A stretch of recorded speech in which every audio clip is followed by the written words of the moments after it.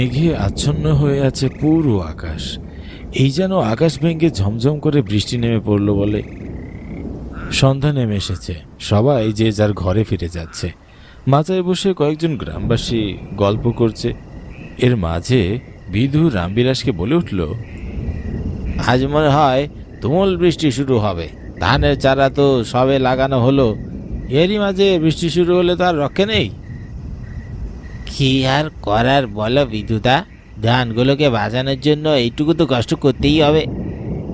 তারা তাদের নিত্যদিনের গালগল্প নিয়ে মত্ত হয়ে উঠেছে। সন্ধ্যা ঘনিয়ে রাত নেমে এলো, এরই মাঝে ঝমঝম করে বৃষ্টি শুরু হয়ে গেল। মাচা থেকে সব উঠে যেতে শুরু করলো। রামবিলাস আর বিধু রাস্তায় হাঁটতে হাঁটতে কথা বলছে। বিধুদা, কোদাল নিয়ে বের হতে হবে বুঝলে, নইলে সকালে উঠে ধান খেতে গিয়ে দেখবে চারাগুলো জলে ভাসছে। তা যা বলেছিস, বৃষ্টি থেকে মনে হচ্ছে আজ সারা রাত ধান খেতেই পাহারা দিতে হবে। তুই কোদাল নিয়ে যা, আমিও আসছি। বিধু আর রামবিলাস যে যার বাড়িতে চলে গেল। এদিকে বৃষ্টির তোড় যেন বেড়েই চলেছে। অন্ধকারে চারিদিক শুধু বৃষ্টি পড়ার আওয়াজ আর মাঝে মাঝে হুতুম প্যাঁচার ডাক শোনা যাচ্ছে। এ যেন ভয়ঙ্কর পরিবেশ হয়ে উঠেছে। এরই মাঝে রামবিলাস এসে বিধুকে ডাকলো। বিধুদা, তুমি এসে পড়েছ? আমি তো ভেবেছি তুমি আরো পরে আসবে। আরে না না, বৃষ্টির তোর দেখে এখনই বেরোতে হলো। চল চল, আর দাঁড়িয়ে না দেখে চল, কাজে যাওয়া যাক। রামবিলাস আর বিধু দুজনে ক্ষেতের মধ্যে নেমে কোদাল দিয়ে জল ক্ষেত থেকে বের করে দিচ্ছে। বৃষ্টির মাঝে তারা এক মনে কাজ করতে লাগলো। ক্ষেতের পাশের ঝিলে যেন জল উপড়ে পড়ছে। এমন সময় ঝিলের মাঝে কি যেন ঝাপটানোর আওয়াজ পেয়ে থমকে গেল রামবিলাস। বিধুদা, মনে হচ্ছে ঝিলের জলে মাছ ঝাপটাচ্ছে, কিন্তু এত জলে তো এভাবে মাছ আসার কথা নয়। যাই তো একটু গিয়ে দেখি। এই অন্ধকারে যাস না ওদিকে, যে কাজ করতে এসেছিস সেটা আগে কর। ক্ষেতের আশেপাশে কাউকেই দেখা যাচ্ছে না। না বিধুদা, মনে হচ্ছে মাছ ভেসে ডাঙ্গায় উঠে এসেছে, আমি গিয়ে দেখি। রামবিলাস বিধুর কথায় কর্ণপাত না করেই সেই ঝিলের ধারে চলে গেল। তার হাতে টর্চ লাইট ঝিলের জলে পড়তেই দেখতে পেল ঝিলের ভিতর থেকে একটা প্রকাণ্ড হাত তার দিকে ধেয়ে আসছে। বড় বড় নখ আর কালো সেই হাত, যে দেখবে তারই দম বন্ধ হয়ে যাওয়ার জোগাড় হবে। রামবিলাসকে সেই হাত তার মুঠোর মধ্যে পুরেই ঝিলের মধ্যে ডুব দিল। জলে ভারী কিছু ডুবে যাওয়ার আওয়াজ পেয়ে বিধু উঠে দাঁড়ালো। কি ব্যাপার, এমন করে আওয়াজ হলো যেন কিছু পড়ে গেল। রামবিলাস তো গেল, ওর তো কোনো সারা শব্দ পাওয়া যাচ্ছে না। এত করে না করলুম, তারপরেও আর দেরি না করে বরং সামনের দিকে এগিয়ে যাই। বিধু বিলের ধারে এসে দাঁড়িয়ে পড়ে। হাতে থাকা টর্চ নিয়ে এদিক ওদিক দেখতে থাকে, কিন্তু কোথাও রামবিলাসের কোনো সারা শব্দ পাওয়া যায় না। কপাল কুঁচকে বলতে লাগলো বিধু, রামবিলাস কি জলে তলিয়ে গেল? বিলের জলে তো এভাবে তলিয়ে যাওয়ার কথা নয়। এত অন্ধকারে তো কিছুই দেখাও যাচ্ছে না। বিধু রামবিলাসকে ডাকতে লাগলো। চারদিক নিস্তব্ধ, তবে মুষলধার বৃষ্টির জন্য সে ডাক যেন বেশি দূর অব্দি পৌঁছতে পারল না। এবারে বিধু টর্চ লাইটটা জলে ফেলতে যা দেখলো সেটা দেখবার জন্য সে মোটেও প্রস্তুত ছিল না। ভয়ঙ্কর প্রকাণ্ড একটি হাত ঝিল থেকে বাইরে বিধুর দিকে বেরোতে লাগলো। বিধু পিছনে পা ফেলতে শুরু করলো। ক্রমশই সেই হাত বেরিয়ে বিধুর সামনে এলো। চোখ দুটো রক্ত পিপাসু আর বিশাল দেহির প্রেত। তা দেখে এক মনে বিধু এবার দৌড়াতে লাগলো। কিছুক্ষণ দৌড়ানোর পর সে যেন আর রাস্তায় খুঁজে পেল না। সামনের বাসগুলি রাস্তায় যেন শুয়ে পড়ে রাস্তা আটকে রেখেছে। বিধু প্রাণপণে উল্টো দিকে দৌড়াতে লাগলো। এবারে প্রেতটা তার সামনে এসে পড়ল। বিধুর হাত থেকে টর্চ মাটিতে পড়ে গেল। বিধু চিৎকার করে পুরো বাদল রাতটাকে যেন আরো আচ্ছন্ন করে ফেলল, কিন্তু কেউ তা শুনতে পেল না। বিধুর ঘোর এখনো কাটেনি।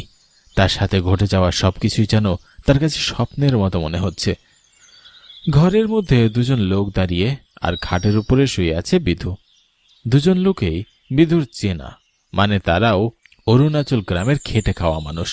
তারাও সেই ধান ক্ষেতের দিকেই যাচ্ছিল ক্ষেতের জল বের করে দিতে। হঠাৎ দেখতে পায় বিধু বৃষ্টির মধ্যে অজ্ঞান অবস্থায় পড়ে আছে। বিধুকে তারা ধরাধরি করে বংশীর বাড়িতে নিয়ে এসেছে। আমি এখানে কি করে? কাল রাতে তো আমি। বিধু আর কিছুই বলতে পারল না। রামবিলাসের কথা তার মনে পড়ল। সে উঠে বসতেই বংশী বলে উঠল, আহা বিধু, উঠেছিস কেন? শুয়ে থাক। তোকে দেখে মনে হচ্ছে ভয় পেয়েছিস। এখন বৃষ্টি অনেকটা থেমেছে, তো একটু সুস্থ হলেই তোকে বাড়ি নিয়ে আসবো। এখন বল তো ভাই, কাল রাতে কি হয়েছিল? বংশীটা, বিটুকে দেখে মনে হচ্ছে খুব ভয় পেয়েছে। সন্ধ্যায় তো আমিও ছিলাম ওদের সাথে। রামবিলাস আর বিটু দুজনে একসাথে ধান কাটে টিকে গেল। বিধু এবার আর চুপ থাকতে পারল না। সে উঠে বসে গড়গড় করে রামবিলাস আর তার সাথে ঘটে যাওয়া সব ঘটনা খুলে বলতে লাগলো। বংশী আর মানুষ ভয়ে স্তম্ভিত হয়ে মুখটা ফ্যাকাশে করে ফেলেছে। তারা বিধুর কথা বিশ্বাসই করতে পারছে না। এ বিটু, তুই এসব কি বলছিস রে? তোর কথা যে আমার কিছুই বিশ্বাস হচ্ছে না। তুই ঝড় বাদলের রাত বলে কিছু ভুল বাস দেখিসনি তো? আমারও কেমন যেন অন্যরকম লাগছে। কখনো তো অরুণাচলে এমন ঘটনা ঘটতে দেখা যায়নি। কাল সকালে গ্রামের সবাইকে ঘটনা খুলে বলতে হবে, বিশেষ করে হারান কাকাকে। উনি অনেক পুরানো লোক এই অরুণাচলের। হঠাৎ করে যা শুরু হয়েছে, এটা নিয়ে কিছু একটা ব্যবস্থা তুই গ্রহণ করতেই হবে। তা ঠিক বলেছিস বংশীটা। আমাদের সবার আগে ধান খেতের ওই ঝিলের পাশে যাওয়া দরকার। সারা রাত বৃষ্টির পর সকালে আকাশ যেন এক অন্যরকম রূপ ধারণ করেছে। তবে মেঘের ঘনাঘটা এখনো শেষ হয়নি। চারিদিকে ক্ষেতগুলো টুবুটুবু অবস্থা, আর ঝিলের জল উপচে পড়ছে। তারা ঝিলের পাড়ে গিয়ে কিছুই দেখতে পেল না। চারপাশটা দেখে বংশী বলে উঠল, কই রে বিধু, কিছুই তো দেখছি না। তুই মনে হয় বাদ রাতে ভুলভাল কিছু দেখেছিস। রামবিলাস হয়তো তোকে না বলে বাড়িতে চলে গেছে। আমি তো ওর বাড়িতে গিয়ে দেখেছি, ও বাড়িতে যায়নি কাল। রামবিলাস বাড়ি ফেরে নাই। তাহলে কি রামবিলাসের লাশ এই ঝিলের পানিতে নিঃশেষ হয়ে গেছে? আরে তাহলে কি এখন ও ভূত হয়ে গেছে? বিধু যা বলছে সেটাই কি সত্যি? আমার তো মনে হচ্ছে এবং সেটা এই ঝিলের মাঝে কিছু একটা রহস্য লুকিয়ে আছে। আমাদের অরুণাচল গ্রামের হরণ দাদু এসব জানতে পারেন। মানুষ, বংশী ও বিধু সেখান থেকে গ্রামের বৃদ্ধ দাদু হরেনের কাছে রওনা দিল। হরেন দাদু গ্রামের খুব পুরনো লোক। বয়স প্রায় 90 থেকে 95 বছরের মধ্যে হবে। বয়সটা ঠিকমতো সে বলতে পারেন না, তবে এখনো সে কোমর সোজা করে হাঁটেন। তার শরীরে কোনো রোগ বালাই বাঁধেনি। উনি গ্রামের সব কিছুই জানেন আর সবাইকে চেনেন। গ্রামের সবাই তাকে খুবই মান্য করে। ওরা তিনজন গ্রামের আরও কয়েকজন লোককে সঙ্গে নিয়ে হরেন দাদুর বাড়ির সামনে গিয়ে দাঁড়ায়। বলে দাদু, বাড়ি আছো? একটু বাইরে এসো, তোমার সঙ্গে জরুরি কথা আছে। দাদু তখন বিছানায় বসে হুকা টানছিলেন। দরজার দুপাল্লা আগে থেকেই খোলা ছিল। তাদের ডাক শুনে সে বিছানা থেকে উঠে দরজার কাছে গিয়ে বলে, বংশী, তোমরা সকাল সকাল আমার বাড়িতে কি এমন জরুরি? হ্যাঁ? তারা তিনজনই হরেন দাদুর বারান্দায় এসে পড়ল। হুকার নলকাটা হাতে নিয়ে বেরিয়ে এসে চেয়ারে বসে সে। তারপর তাদের কাছে সবকিছু জানতে চাইল। বিধু হরেন দাদাকে সব কথা খুলে বলল। হরেন দাদু বিধুর কথা শুনে বলে উঠলেন, তার মানে ওই আত্মা এখনো মুক্তি পায়নি, ওই ঝিলেই আছে এখনো। এত কিছুর পর ওই আত্মা যখন মুক্তি পায়নি, ওর আর এখান থেকে নড়বে না। হরেন দাদুর কথা শুনে সবাই হা করে তাকিয়ে আছে। তারা ততক্ষণে বুঝতে পেরেছে এই ঝিলে কোনো একটা আত্মা তো অবশ্যই আছে, কিন্তু আত্মাটা কেন সেখানে আছে তা কেউ জানে না। তারা দাদুর কাছে জানতে চায়। ও বারে দাদু, তুমি কিছু আত্মা কথা বলছো, আমাদেরকে একটু খুলে বলো না। সে অনেক দিন আগের কথা। ওই ঝিলে তোরা যেটা দেখেছিস সেটা একটা মানুষের আত্মা। প্রতি বছর একই সময়ে এই ঝিলের জলে কেউ না কেউ তলিয়ে যেত। ওই আত্মা মুক্তি দেওয়ার জন্য অনেক ওঝা আর কবিরাজ আনা হয়েছিল বিলের পারে। গ্রামের লোকজন জানে ওই আত্মাটার মুক্তি হয়ে গেছে, কিন্তু এখনো তো হয়নি দেখছি। ঝিলের পারে আত্মার খপ্পরে পড়েছিল বিধু। একথা বুড়ো দাদুর কাছে জানতে পেরে বিধু আরও কাঁপছে। রামবিলাসকে তার চোখের সামনে উধাও করে নিয়ে গেল ওই আত্মাটা। এমন ভেবে সে হরেন দাদুর কাছে জানতে চাইল, কিন্তু দাদু ওই আত্মাটা কার আর কেনই বা এমন করছে? আমি যখন ছোট ছিলাম তখনকার কথা। ছোটবেলায় আমার বাবা আমাকে বলেছিল জমিদার ওই ছেলে মাছ চাষ করতো, আর একদিন। তখন চারিদিকে আধার নেমে এসেছে। বৃষ্টি বাদলের দিন, তখনও মুষলধারে বৃষ্টি পড়ছে। ঝিলের পাড়ে দাঁড়িয়ে জেলে সনাতন জাল নিয়ে অধীর আগ্রহে দাঁড়িয়ে আছে কখন মাছের সাড়া পাবে। সনাতন জেলের কাজ ছিল মাছ ধরা। মাছ ধরে বাজারে বিক্রি করেই তার সংসার চলত। কিন্তু ঝিলটা জমিদারের দখলে যাওয়ায় সনাতন আর তখন থেকে মাছ ধরতে পারে না। তার সংসারের অবস্থা খুব একটা ভালোও নয়। বউ বাচ্চার মুখে দুবেলা ভাতও তুলে দিতে পারেন না সে। সেই দিন বৃষ্টির বাদলের রাতে বাধ্য হয়ে জমিদারের ঝিলে মাছ ধরতে আসে সনাতন। ঝিলের জলে জালটা ফেলবে এমন সময় জমিদারের চেলারা সেখানে এসে হাজির হয়। রে, এখানে জাল নিয়ে গিয়ে করছিস? কত সাহস কম নয়, তুই জমিদার বাবুর জলে জাল ফেলছিস? জানিস না এখানে মাছ ধরা বারণ? কেন এই জেলের মাছ ধরা বারণ কেন? এই জেলেতে তো আমরা সবাই মাছ ধরতাম, এই মাছ ধরেই তো আমাদের পেট চলতো। এখন জমিদার বাবু আমাদেরকে মাছ ধরতে দিবেন না কেন? হ্যাঁ, তোরা জমিদার বাবুকে বলিস এই জেলেই আমরা মাছ ধরবো। এই সনাতন শোন, আমার কথা ভালো করে শোন। তোর মতো আরো জেলেরা মাছ ধরে, কিন্তু টাকা ঠিকঠাক মতো বুঝিয়ে দেয়, তুই দিস না। এই বলে জমিদার বাবু আর এই জিলে তোকে মাছ ধরতে দেবে না। তুই এখন এখান থেকে যা। বর্ষার সময় জেলের জলে আমরা মাছ ধরি, প্রতিদিন তো মাছ ধরতেই পারি না। কোনোদিন মাছ হয় আবার কোনোদিন হয় না, সেখান থেকে আমরা কি খাবো? আর জমিদার বাবুকে কি দেবো? অত কথা শুনতে রাজি নই। জমিদার বাবু আমাদেরকে এই ঝিলের জল পাহারা দিতে বলেছেন, আর বলে দিয়েছেন যে মাছ ধরতে আসবে তাকেই যেন। তখন মুষলধারে বৃষ্টি পড়ছে, কোথাও কোনো জনমানব নেই, চারদিক ধু ধু করছে। ওই দিন সনাতনের সঙ্গে যা হয়েছে তার সাক্ষী ওই ঝিলের জল আর বৃষ্টির পানি ছাড়ার কেউ ছিল না।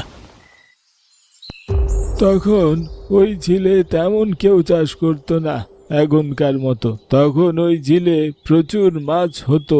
জমিদারের চেলারা চোর বলে সনাতনকে নিয়ে আসে জমিদার কাছে। জমিদার সনাতনকে গাছের সাথে বেঁধে গ্রামবাসীর সামনে তার হাত কেটে ফেলে। সনাতন বারবার বলে আমি চোর নই, কেউ ওর কথা শোনে না। জমিদারের একটা আলাদা দাপট ছিল।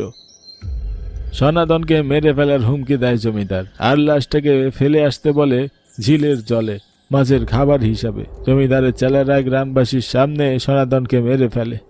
সেদিন বাবাও ওখানে ছিলেন, বাবাই আমাকে সবকিছু বলেছিলেন। আরে, লোকটার সঙ্গে তো ভারী অন্যায় হয়েছে। গ্রামের লোক কিছুই করতে পারেনি বড় দাদু। আমার বয়স তখন 14-15। আমার বাবারা সবাই জানতো যে সনাতন খুব গরিব মানুষ ছিল। আর না রে, গ্রামের মানুষ কিছু করতে পারেনি। জমিদারের মুখের উপর কে কথা বলবে? কিন্তু সনাতন ওই জমিদারকে বাঁচতে দেয়নি, ওর বংশকে নির্বংশ করে ফেলেছে। তারপর প্রতি বছর ওই দিন গ্রামের একটি করে মানুষ ওই ঝিলের জলে তলিয়ে যায়। তো গ্রামবাসীরা কোনো বিহিত করেনি কেন বুড়ো দাদু? ওই আত্মার মুক্তির ব্যবস্থা করেনি কেন? হ্যাঁ রে, তা আবার করেনি। কত বোঝা কবিরা জানা হয়েছিল ঝিলের পাড়ে, কিন্তু কেউই কিচ্ছু করতে পারেনি। ওই আত্মার একটাই কথা, এই গ্রামে সে কাউকেই বাঁচতে দেবে না, এই ঝিলের জলে তলিয়ে নিয়ে যাবে। আজ থেকে কয়েক বছর আগে একটা ওঝা নিয়ে এসেছিলাম, সে নাকি খুব জানাশোনা ছিল। ওই ঝিলের পার বেঁধে দিয়েছিল বলেছিল, আর কোনোদিন আসতে পারবে না। কিন্তু তোদের কথা শুনে তো মনে হচ্ছে ওই আত্মাটা আবার ফিরে এসছে। তোরা গ্রামের সবাইকে জানিয়ে দিস, সবাই যেন রাতের আধারে ও ঝিলের পাড়ে না যায়, বিশেষ করে শ্রাবণের এই দিনটায়। গ্রামের ওই আত্মার হাত থেকে আর রেহাই পেল না। বহু বছরের আতঙ্ক গ্রামের মানুষকে তাড়া করেই বেড়াচ্ছে। তারা সে আতঙ্ক থেকে কিছুতেই বেরিয়ে আসতে পারছে না।